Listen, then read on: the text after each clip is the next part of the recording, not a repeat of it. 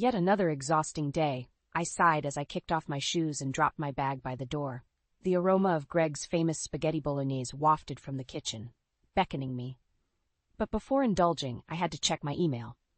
I settled onto the couch, laptop in hand, scanning through the usual work updates and notifications. That's when an unfamiliar email from Greg's account caught my eye. Curiosity piqued. I opened it, only to be greeted by a fancy restaurant reservation. For two. My brow furrowed as I reread the details. This couldn't be right. Greg and I hadn't planned any special occasions. A sinking feeling settled in the pit of my stomach as doubts began to surface. "Greg?" I called out, my voice edged with tension. "Can you come here for a second?" Moments later, he emerged from the kitchen, that easy grin of his plastered across his face. "What's up, babe?" I studied him, searching for any tells, but his expression remained infuriatingly nonchalant. Wordlessly, I pivoted the laptop, the incriminating email on full display. Greg's features froze, just for an instant, before that familiar mask of innocence slipped back into place. "Oh, that? It's nothing, just a mix-up at work." "A mix-up?" I echoed, skepticism lacing my words. "For a romantic dinner reservation?"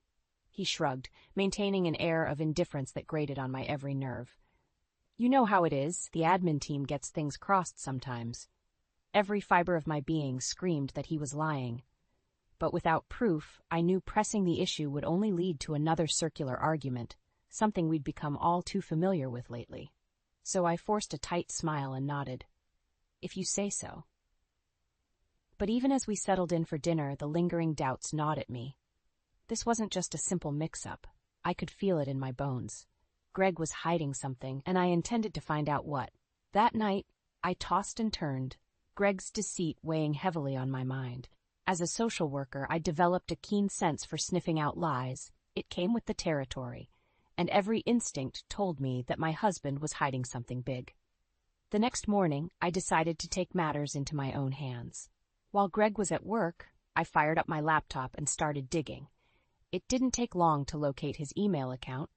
We'd never been the type to hide passwords from each other, at least not until recently.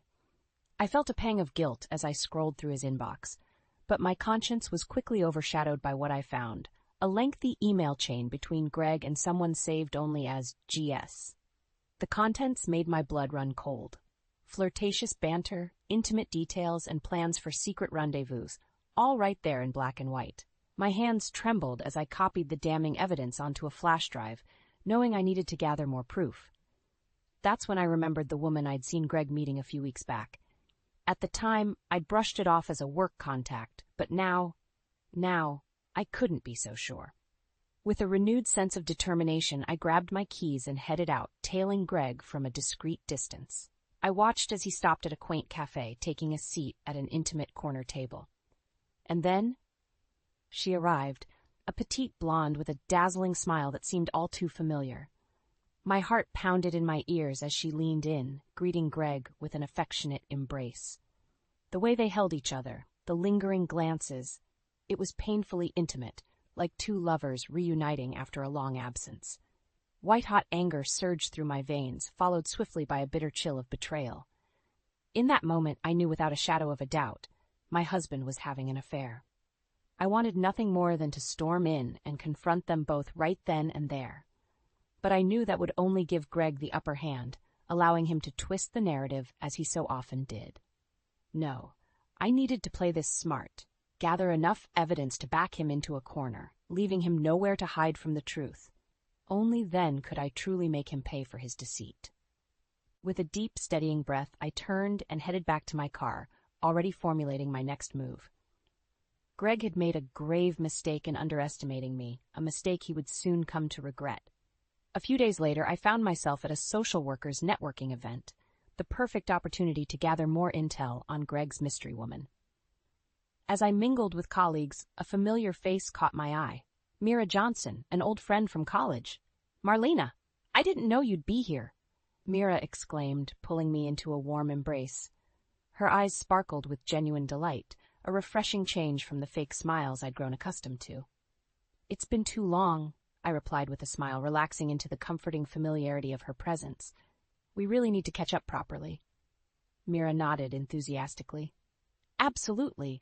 Oh, you'll never guess who I ran into last week. My heart skipped a beat, wondering if fate was about to deliver the answers I'd been desperately seeking. Who?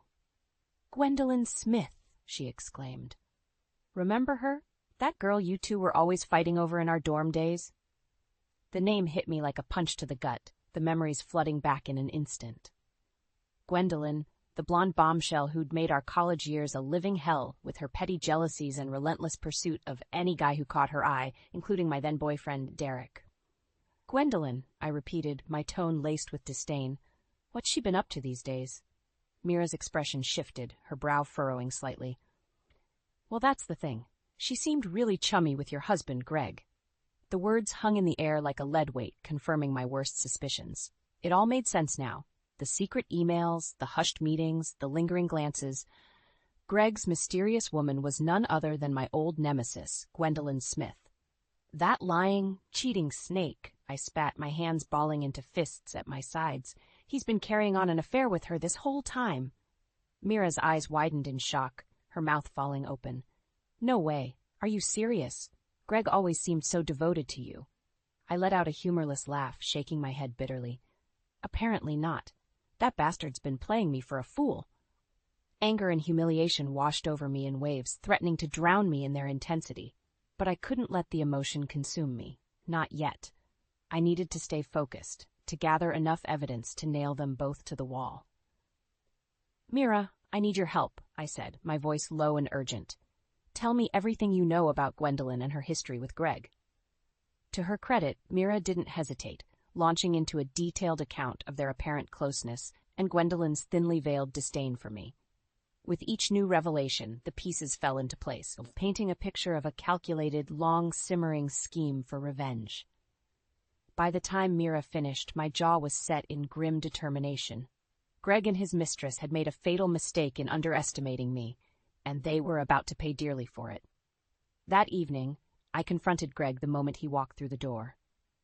We need to talk, I stated firmly, arms crossed over my chest. He barely batted an eye, shrugging off his jacket with a casual air that made my blood boil. Sure, what's up? Don't play dumb with me, I snapped, glaring at him. I know all about your little affair with Gwendolyn Smith. For a split second, Greg's mask slipped, his eyes widening ever so slightly, but he quickly recovered, letting out a dismissive scoff. Gwendolyn, are you serious right now? That's just crazy talk. Is it? I challenged, stepping closer until we were nearly nose to nose. Because I have proof, Greg, emails, eyewitness accounts, everything. His gaze hardened, jaw clenching. You've been spying on me? Real classy, Marlena. Don't you dare try to turn this around on me. I exploded, my voice rising with each word. You're the one carrying on an affair behind my back. Greg's expression darkened, an ugly sneer twisting his features. Maybe if you hadn't been so wrapped up in your precious career, I wouldn't have had to look elsewhere for attention. The words hit me like a slap across the face, striking at the very insecurities he knew I harbored. For a moment I faltered, doubts creeping in, until I remembered the truth staring me in the face. Don't try to play the victim here, I spat, regaining my fire. This has nothing to do with me or my job. It's about you and your sick need for attention, no matter who you have to hurt in the process. Greg opened his mouth, likely to spew more venom, but I cut him off with a raised hand. Save it. I'm done listening to your lies. I stepped back, squaring my shoulders with renewed determination. From now on, I'll be fighting fire with fire. And when the smoke clears, you and your little mistress are going to wish you'd never crossed me. With that, I turned on my heel and stormed out, slamming the door behind me with a satisfying bang. I could feel the tide shifting, the paradigm between us irrevocably altered. Greg's betrayal had awakened a fury within me that wouldn't be sated until he paid the ultimate price. As I slid behind the wheel of my car, a plan began to take shape. If Greg wanted to play dirty, then so be it. But this time, I'd be holding all the cards. The first step? Gathering undeniable proof of his misdeeds, the kind that would leave no room for his usual manipulation tactics. I knew just where to plant a hidden camera to catch him in the act, red-handed. With a grim smile, I started the engine and peeled out of the driveway, my sights set on victory. Greg had made his bed, and now it was time for him to lie in it. Permanently. The hidden camera was a stroke of genius. I'll give myself that.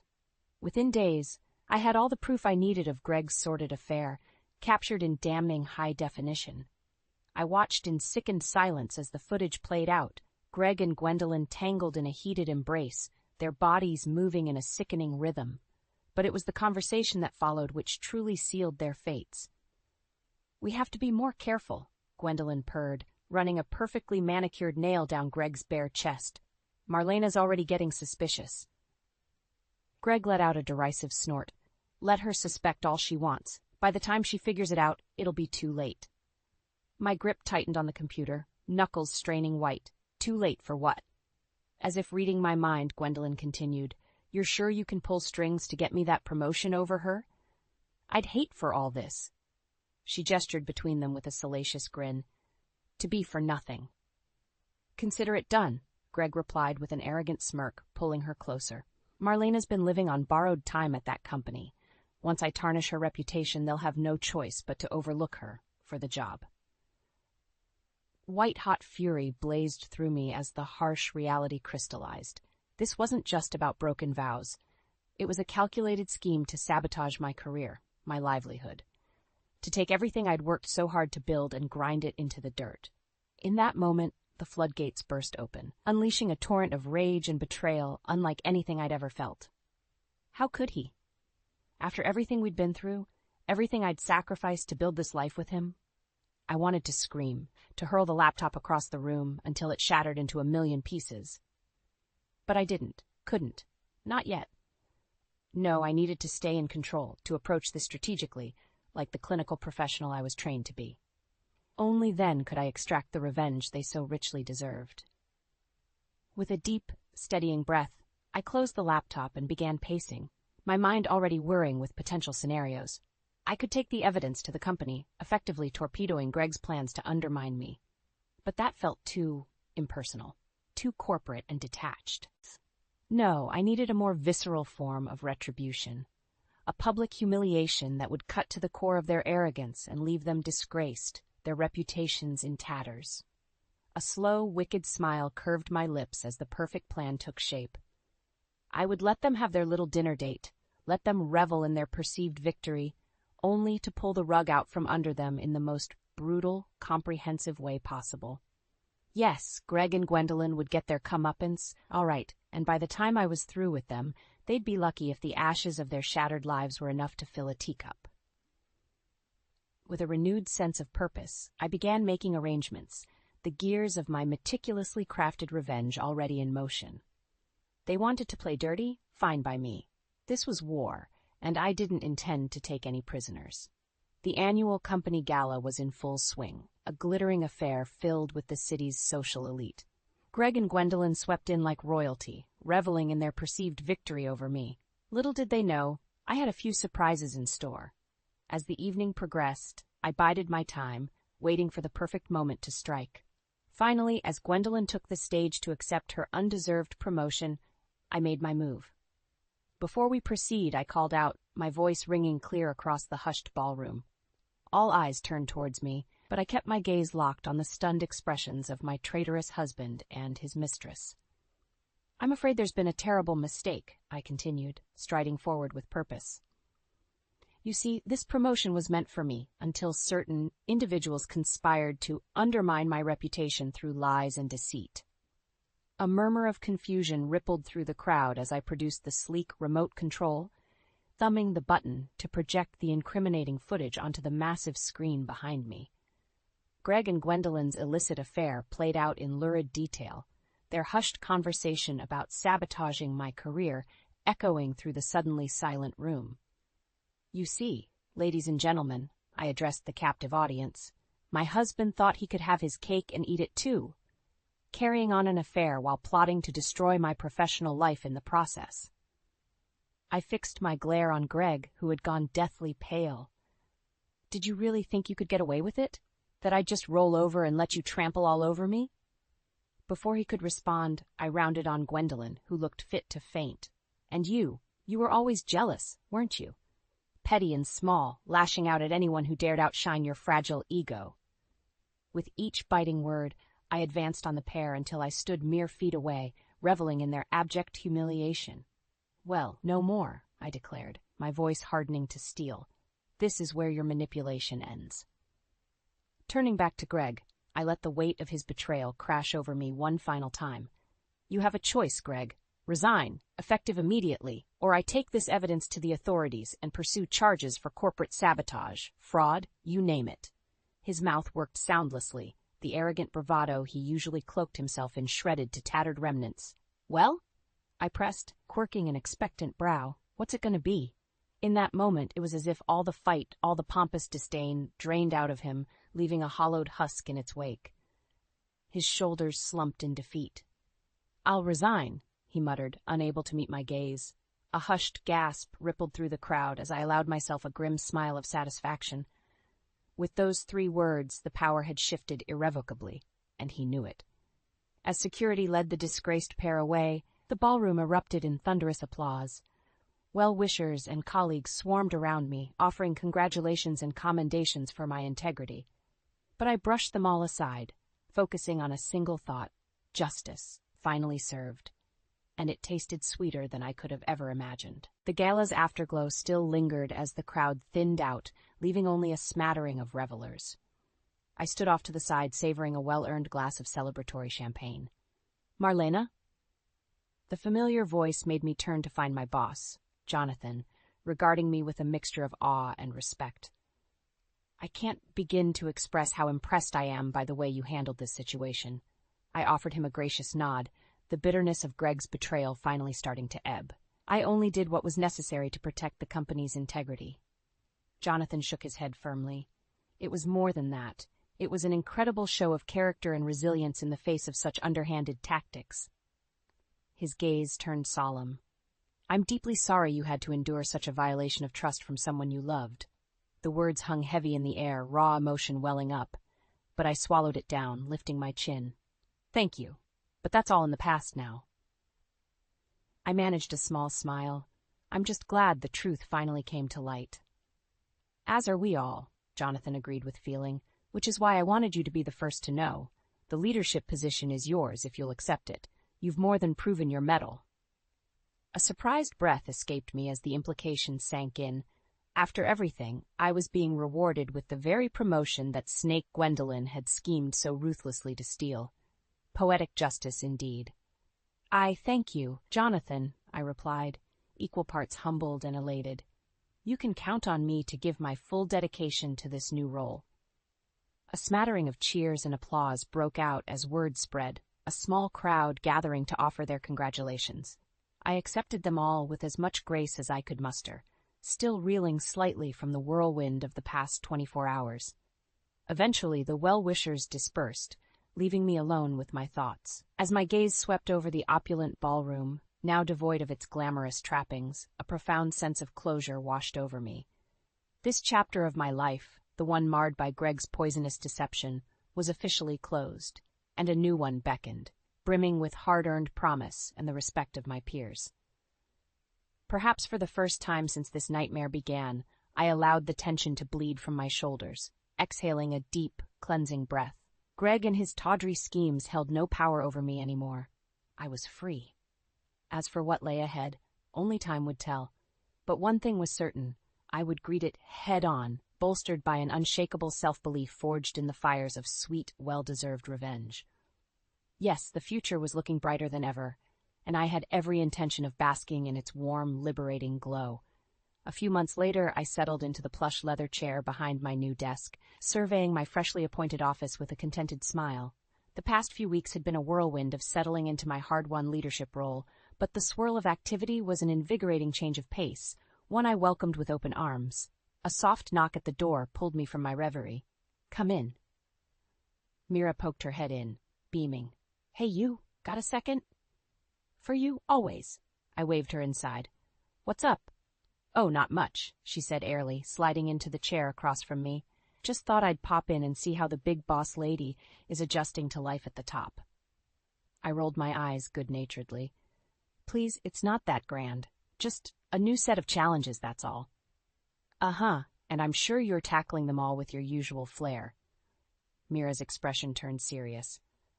"Honestly, Marlena, I'm really proud of you for how you handled that whole mess with Greg. You could have easily crumbled, but instead you rose up stronger than ever. My chest swelled with a mixture of pride and humility. Coming from someone like Mira, whose friendship and support had been utterly invaluable these past months, the words carried profound weight. "Thank you," I replied simply, holding her gaze. "I couldn't have done it without you, and the other amazing women in my life who had my back." Mira nodded, seemingly satisfied before that familiar mischievous glint returned to her eye. "So, now that you're all professional and important, does this mean you'll be too busy for us regular folk?" I barked out a laugh. "Get out of here with that. You know you're stuck with me." "Good," she grinned, "because I wouldn't have it any other way. We celebratory drinks tonight? My treat?" "You're on," I agreed with a smile, already feeling the burdens of the day melting away at the prospect of an evening of laughter and commiseration with my closest friend. As Mira excused herself, I leaned back in my chair, basking in the quiet satisfaction of a life and career finally back on track. Greg's betrayal still stung, that much was undeniable, but the ache had faded into a dull throb, easier to compartmentalize with each passing day. A faint buzzing from my computer caught my attention, a news alert with Greg's name in the headline. I clicked through, unsurprised to find it was another sordid account of his continued downward spiral in the aftermath of our very public, very messy split. Gwendolyn's name featured prominently as well, cementing her role as his partner in undoing. According to the reports, she'd relocated to someplace far away, her misguided ambition to take what wasn't hers, ultimately her own undoing. I exhaled a soft snort, shaking my head. Let them wallow in the squalor of their self-made misery. As for me, I was too busy thriving to spare them a second thought. A memo caught my eye, reminding me of the upcoming mentorship program orientation. I felt a swell of pride coursing through me. Nurturing the next generation, passing along the hard-won wisdom I'd accrued over the years. It was an honor and responsibility I didn't take lightly. Who knew? Maybe by paying it forward, I could help spare a few bright young minds from falling into the same traps I once had. If my own trials and tribulations could serve as a cautionary tale, a message of perseverance against all odds, then it would have all been worth it. Yes, this was the start of an incredible new chapter, I mused, energized by the possibilities that lay ahead. One forged through the flames of heartbreak and betrayal, certainly, but also one tempered by the resilience that had seen me through to the other side. And as I closed my eyes and drew a grounding breath, I silently vowed to conduct myself with the same integrity and purpose that had been my saving grace all along. No matter what storms may come, I would face them head-on and emerge victorious. This, I could finally say with conviction, was only the beginning.